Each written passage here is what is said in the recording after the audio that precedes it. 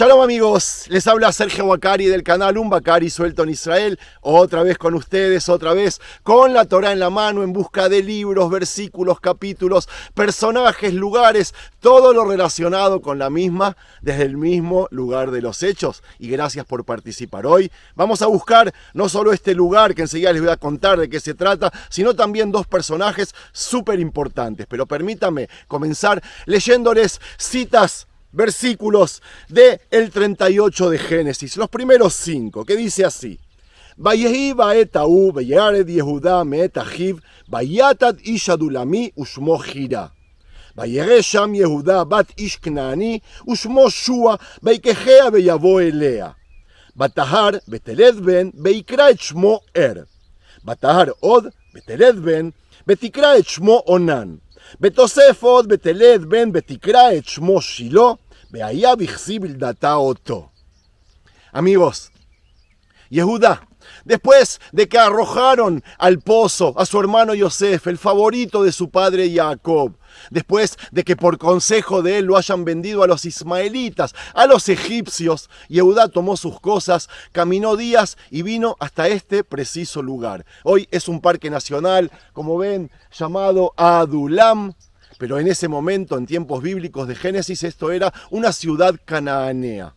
Hasta aquí vino Yehuda para recomponer su vida, quizás por el enojo que tenía hacia sus hermanos, quizás por el enojo que tenía hacia él mismo, por todo lo que había sucedido. Pero la cuestión que se quiso desconectar de todo y vino hasta aquí solo.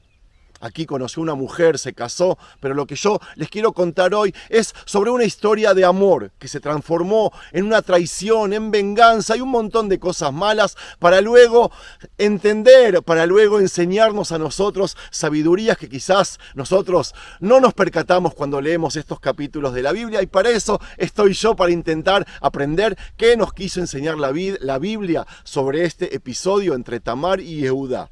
Que a propósito, Tamar pertenece a una de las mujeres de la genealogía de los hermanos cristianos, de Jesús. Al final les voy a contar sobre la misma, pero primero vamos a empezar a caminar y vamos a intentar entender qué es lo que pasó entre Yehuda y su nuera, Tamar, entre Tamar y su suegro, Yehuda. Empecemos, amigos. Bueno, empecemos a caminar, amigos, y espero que pueda transmitirles lo que ya comencé a sentir. Es que cuando uno está con la Biblia en la mano, con la Torá, en la tierra de Israel, intentando reconocerla y reviviendo esos versículos que están aquí escritos, uno no puede que no emocionarse. Amigos, estamos transitando la Biblia, estamos recorriendo las huellas de nuestros antepasados. Tamar y Yehuda estuvieron por aquí en algún momento, amigos. Y cuando nosotros decimos Tamar, hay dos mujeres significativas llamadas Tamar en la Biblia hebrea. Una que fue la hija del rey David, que les recuerdo, él también estuvo por aquí en Adulam y se refugió en una cueva, pero eso ya hice videos sobre la misma. La otra Tamar, muy conocida por los hermanos cristianos, ya que según su fe, ella dio a luz a un hijo en la línea genealógica de Jesús. Como les dije antes, es nuestro personaje, el protagonista de hoy. De ella vamos a hablar. Amigos, al final decidí escalar el monte y llegar hasta la ciudad de Adulam, porque desde abajo no se siente lo mismo. Para revivir los versículos del mismo lugar de los hechos, a veces hay que también esforzarse. Y presten atención cuando ustedes ven el límite de las ciudades. Estos cactus que ven aquí no son un simple adorno, son los que se plantaron para delimitar terrenos, territorios, no solo con piedras. Muchas veces a través de la historia estos cactus delimitaban fronteras porque son imposibles de sacar o de cruzar, por supuesto. Les cuento que después de vender a Yosef, Yehuda optó por separarse de sus hermanos y establecer su vida entre los cananeos de esta zona, a pesar de que Dios había advertido no mezclarse con ellos. Es de suponer que esa decisión la había tomado, como les dije antes, por querer alejarse de sus hermanos, por su enojo hacia ellos, por la decepción hacia él mismo, por la pérdida de su hermano, por el daño causado a su padre Jacob, o quizás por todo eso junto. Quizás por el deseo de comenzar una vida nueva en tierras lejanas. Al llegar hasta aquí, Se conectó con Gira, como les leí, un ciudadano del pueblo Adulam, y aquí conoció a una mujer canaanea que le dio 3 hijos. Que significa despierto, y pasó a ser el primer hijo, el primogénito, que con el tiempo se transformaría en el esposo de Tamar. Onán, que significa masturbarse, y que fue el segundo hijo de Yehudá y el segundo marido de Tamar, y Shiló, que podría significar de ella, pero que no lo fue. Después se los voy a contar. Es que Yehudá se negó a darlo a Tamar en matrimonio porque sus 2 primeros hijos habían muerto. La historia fue así. El primogénito de Yehudá, había muerto antes de que traiga hijos al mundo. El mandamiento o la costumbre de esos tiempos era de que su hermano debía hacer descendencia con la viuda, continuar la dinastía y por ende Onán debía casarse con Tamar, traer hijos, pero ellos serían hijos que no serían considerados descendencia de Onán, sino de su hermano el difunto.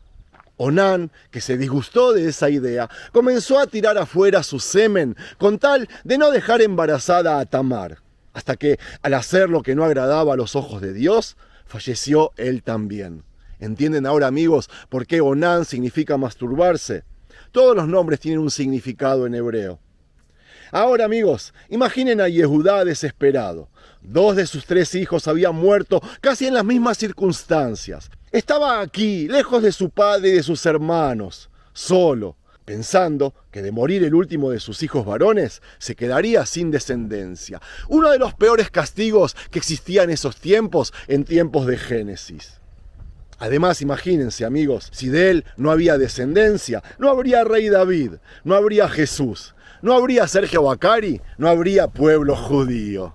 La cuestión que Yehudá no estaba dispuesto a entregar a Shiló y por eso envió a Tamar a que viva en lo de sus padres. La excusa, que espere hasta que Shiló sea mayor de edad. Pasó los años, Shiló ya había madurado, pero Yehudá no cumplía su promesa. Y la pobre Tamar, que había quedado viuda en la casa de sus padres, aquí en Adulam, no sabía lo que hacer.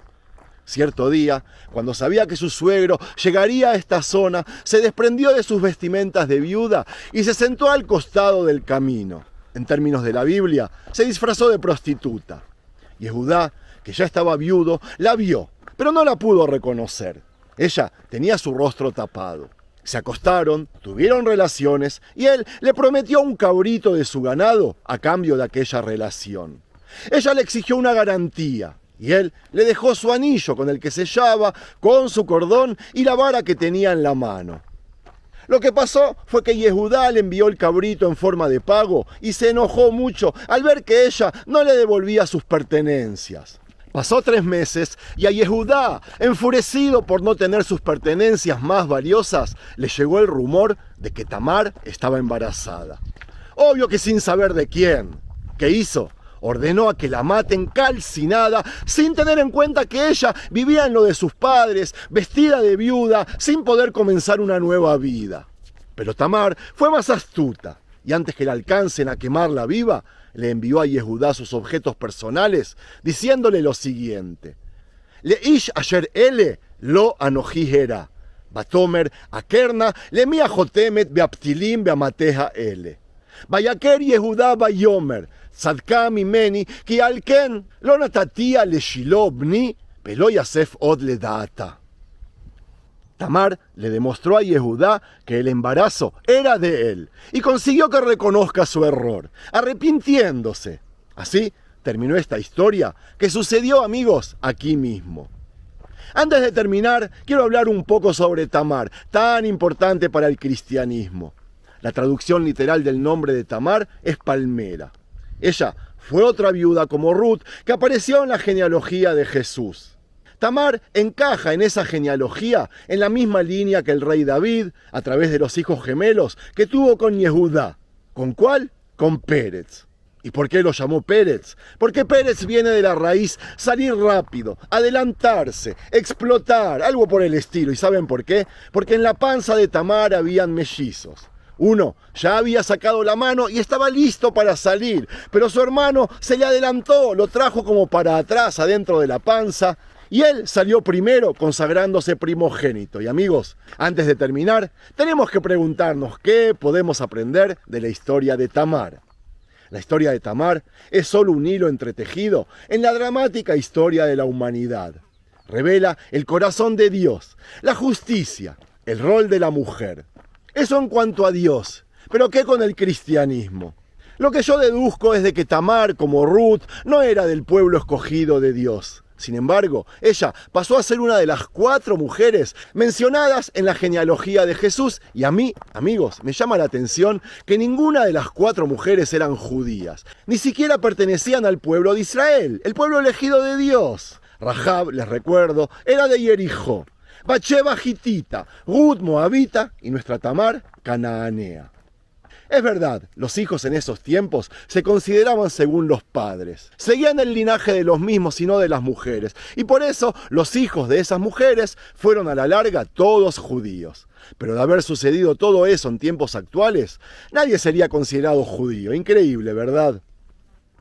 Lo que yo creo que quieren enseñarnos con esto, por lo menos en el Nuevo Testamento, es de que Jesús abarca a cualquier persona, a cualquier creación de Dios, sea hombre o mujer, sea nacida del pueblo elegido o de otros pueblos. Él vino aquí para estar con todos. Y para terminar, quiero hacer un reconto del árbol genealógico de los judíos y cristianos, desde Nahor hasta el rey Shlomo. Por supuesto, siguiendo a los hombres. Y como ustedes siempre me piden que les lea los nombres en hebreo, se los voy a leer en hebreo y también en español. Comenzamos con Nahor, hijo de Serug. Nahor fue el padre de Terach. Taré fue el padre de Abraham. Abraham trajo al mundo a Isaac y el mismo Isaac trajo a Jacob. Jacob o Israel. Israel tuvo a Yehudá, que nos acompañó hoy en el paseo, y Judea tuvo a Pérez, como dijimos. Farés, o Pérez, fue padre de Hatzrón, Esrom de Ram, Aram de Aminadab, Aminadab de Nachshón, Naasón de Salmón, Salmón de Boaz, que se casó con Ruth, y Booz tuvo a Obed. Obed fue padre de Ishai, Jesé de David, y el rey David de Shlomo o Salomón, que de todas sus esposas lo había tenido con Bathsheba o Betsabé. Amigos, así podríamos seguir siglos hasta llegar a Jesús de Nazaret, o más siglos hasta llegar a quien les está relatando esta historia y se está despidiendo de ustedes. Espero que les haya gustado el paseo. Shalom.